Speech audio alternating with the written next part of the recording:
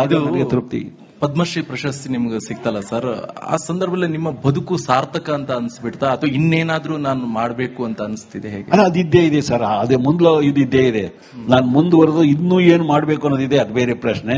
ಆದ್ರೆ ನನಗೆ ನಿಜವಾಗ್ಲೂ ಸಾರ್ಥಕತೆ ಬಂತು ಸರ್. ಯಾರ್ಯಾರೋ ನಿಮಗೆ ಗೊತ್ತಿದೆ, ಒಂದೇ ಪೀಳಿಗೆರು ಯಾರ್ಯಾರು ಅವರಿಗೆ ರೆಕಮೆಂಡ್ ಇರೋರು ಅಥವಾ ದೊಡ್ಡ ದೊಡ್ಡ ವ್ಯಕ್ತಿಗಳ ಒಂದಿದ್ರಲ್ಲಿ ಆ ಪ್ರಶಸ್ತಿ ಸಿಕ್ತಿತ್ತು. ಇವತ್ತು ನಾನು ಯಾರ ಮುಂದೇನೂ ಹೋಗಿಲ್ಲ, ನಾನು ಮನೇಲೇ ಇದ್ದೆ. ಆದ್ರೆ ಅವರು 3-4 ಸಾರಿ ತಂಡ ಕಳಿಸಿದ್ದಾರೆ. ಅವರು ನಾವು ಇಲ್ಲಿಂದ ಬಂದವೆ ಅಂತಲ್ಲ, ಏನ್ ಮಾಡ್ತೀರಿ, ಹೇಗೆ, ಏನು ಅಂತ ಇದನ್ನೆಲ್ಲ ತಿಳ್ಕೋಗಿ ಅವ್ರಿಗೆ ವರದಿ ಮಾಡೋರು. ವರದಿ ಮಾಡಿ ಅವರು ಅದ್ರ ಮೇಲೆ ನನಗೆ ಪ್ರಶಸ್ತಿ ಕೊಟ್ಟವರು. ನಿಜಕ್ಕೂ ಈ ದೇಶದಲ್ಲಿ ಇನ್ನೂ ನ್ಯಾಯ, ಧರ್ಮ, ನೀತಿ ಉಳಿದಿದೆ ಸರ್. ಈಗ ಕೊನೆಯದಾಗಿ ಸರ್, ನೀವೇನ್ ಸಂದೇಶ ಕೊಡ್ತೀರಿ ಯುವಕರಿಗೆ ಅಂತ?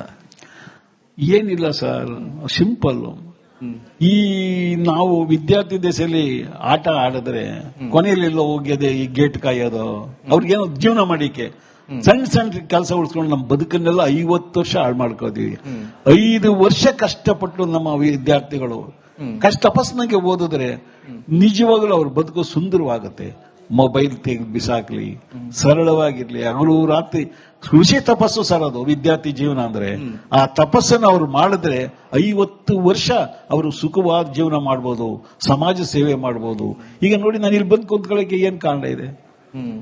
ನಾನು ಅಷ್ಟೊಂದು ಇದನ್ನ ಮಾಡಿರೋದ್ರಿಂದ ನಿಜಕ್ಕೆ ತಮ್ಗೆ ಹೇಳ್ತೀನಿ, ನಾನು ಎಲ್ಲೇ ಹೋದ್ರು ನನ್ನ ವೈಯಕ್ತಿಕ ಅಂಕೆಗಳು ಹೋಗ್ತಾ ಇದ್ದಾರೆ, ಅಂಕೆಗಳು ಹೋಗ್ತಾರೆ.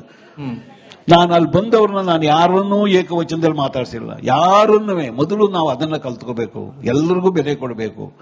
ಹೀಗೆ ಅದಾಗಬೇಕು ಅಂತಾರೆ ನಾವು ಮೊದಲು ಪರಿಶ್ರಮ ಪಡಬೇಕು. ನಮ್ಮ ಸ್ನೇಹಿತರು ಆ ತರ ಪರಿಶ್ರಮ ಪಡಲಿ, ಖಂಡಿತ ಅವರು ದೊಡ್ಡ ದೊಡ್ಡ ಹುದ್ದೆಯನ್ನು ಅಲಂಕರಿಸ್ತಾರೆ, ಈ ದೇಶಕ್ಕೆ ಕಿರೀಟಪ್ರಾಯಿತಾರೆ ಅಂತ ನಂದು ಅಭಿಪ್ರಾಯ ಸರ್. ಮನುಷ್ಯ ಯಾಕೆ ಪುಸ್ತಕವನ್ನು ಓದಬೇಕು ಅಂತ, ಯಾಕೆ ಓದಬೇಕು ಅಂತ ಇವಾಗಿನ ಮಕ್ಕಳಿಗೆ ಅರ್ಥನೇ ಆಗಲ್ಲ. ಬರೀ ಮೊಬೈಲಲ್ಲೇ ಸರ್, ಓದ್ಬೇಕು ಅನ್ನೋದಾದ್ರೆ ಆ ರುಚಿ ಹಸ್ಬೇಕು ಮಕ್ಕಳಿಗೆ. ಒಂದು ಗಾಂಧೀಜಿ ಸೌತ್ ಆಫ್ರಿಕಾಗೆ ಹೋಗುವಂತ ಒಂದು ಅಂಟು ದಿ ಲಾಸ್ಟ್ ಅನ್ನೋ ಒಂದು ಪುಸ್ತಕನ ಓದಿ ಅವ್ರ ಜೀವನನೇ ಪರಿವರ್ತನೆ ಮಾಡಿಕೊಂಡ್ರು. ಅಂಥ ಶಕ್ತಿ ಪುಸ್ತಕಗಳಲ್ಲಿ ಇರ್ತದೆ. ಅದಕ್ಕೆ ಹೇಳೋದು,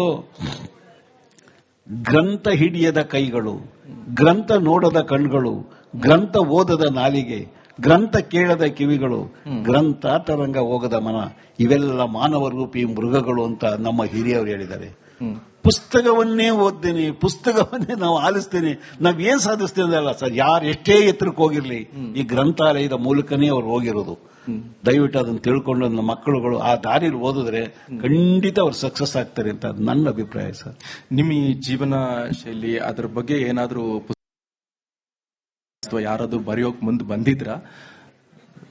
ನಮ್ಮ ಜೀವನದ ಬಗ್ಗೆನೂ ಸರ್ ನನಗೇನದು ಆಸಕ್ತಿ ಇಲ್ಲ ಸರ್. ಬೇಕಾದವ್ರು ಬಂದ್ರೆ ಅವ್ರ ಪಾಡ್ಗೆ ಅವ್ರು ಬರೀಲಿ ಸರ್.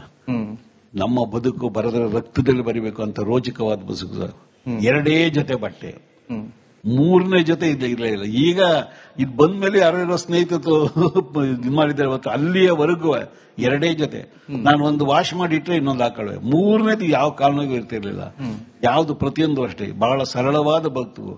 ನಾನು ಖಂಡಿತ ಹೇಳ್ತೀನಿ, ಒಂದು 2 ವೀಲರ್ಸ್ ನನ್ನ ಜೀವನದಲ್ಲಿ ತಗೊಳ್ಳಿಲ್ಲ. ಇವತ್ತು ಬಂದು ನೋಡಿದ್ರೆ ಆ ಮನೆ ಒಂದು ಹಾಲಲ್ಲಿ ನಾವು ಜೀವನ ಮಾಡ್ತಾ ಇದೀವಿ. ಆ ಗ್ರಂಥಾಲಯ ನೋಡಿ ನೀವು ಯಾರಾಗ್ಲಿ ನೋಡಿದವರು ಅವ್ರದೇ ಹೇಳ್ತಾರೆ.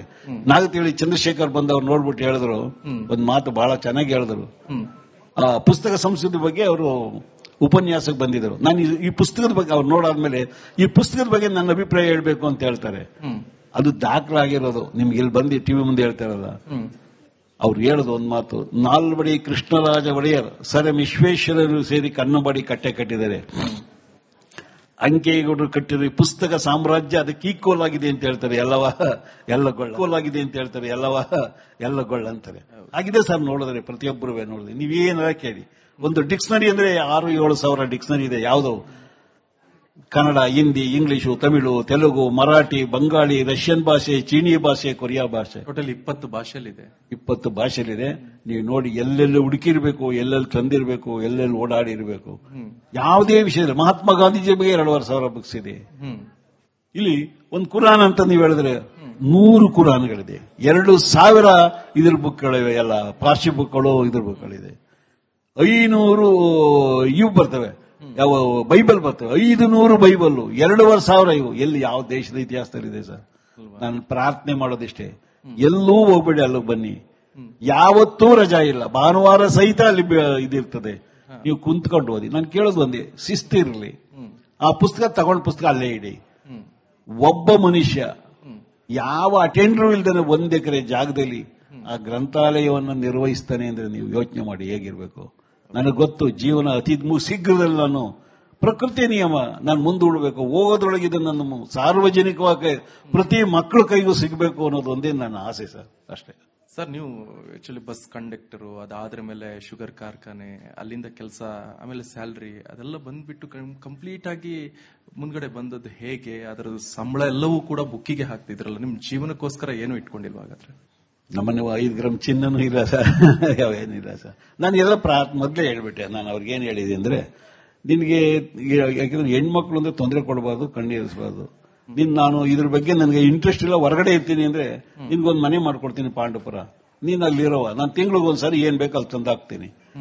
ಇಲ್ಲ ಅಂದ್ರೆ ನನಗೆ ಅಡ್ಜಸ್ಟ್ ಆದ್ರೆ ನೀನು ಆರಾಮಾಗಿರುವಂತ. ಅಲ್ಲಿ ನೋಡೋದೇ ಒಂದು ಲೋಕ ಸರ್.